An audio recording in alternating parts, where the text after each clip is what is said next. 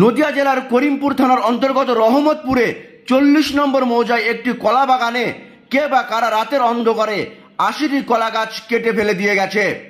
কলা বাগানের মালিক ভীষ্মদেব বিশ্বাস করিমপুর থানায় এ বিষয়ে একটি লিখিত অভিযোগ দায়ের করেছেন। এই লিখিত অভিযোগের ভিত্তিতে তদন্ত শুরু করেছে করিমপুর থানার পুলিশ। এরকম অমানবিক কাজে রুষ্ট এলাকাবাসী। এ বিষয়ে কি বলছেন ভীষ্মদেব বিশ্বাস শুনুন। নদিয়ার করিমপুর থেকে বিশ্বজিৎ রায়ের রিপোর্ট, পলাশী নিউজ।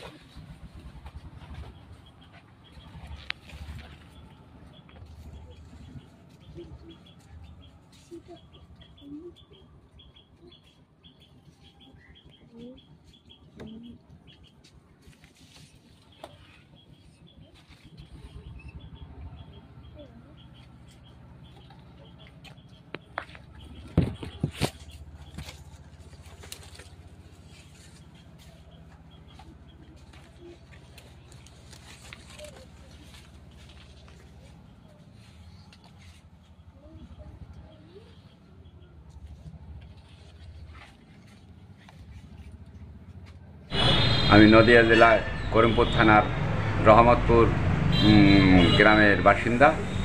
গত রাত্রে আমার 40 শতকের ওপরে যে কলা বাগানটা আমি নিজে তৈরি করেছি, দেখভাল করি, সেই বাগানটাকে কে বা কারা কলা ঝুড়ি দিয়েছে রাতের অন্ধকারে। 70 থেকে 80টা গাছ, সেখানে ওই মালটা পুষ্ট হয়ে গেলে বিক্রির সময় 20,000 টাকা নিম্ন এই বছরে ওর মূল্য আছে।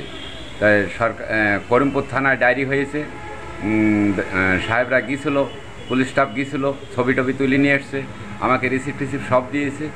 কিন্তু সরকার থেকে যদি এই ক্ষতিপূরণের কিছু আংশিক আমাকে দেয়, না হলেও 20,000 টাকার মাল আমার ক্ষতিগ্রস্ত হয়েছে। আমরা সাধারণ গরিব চাষি, পরের জমি কন্ট্রাক্ট নিয়ে আমরা ভাগে করি, কন্ট্রাক্ট বা ভাগে করি টাকার বিনিময়ে।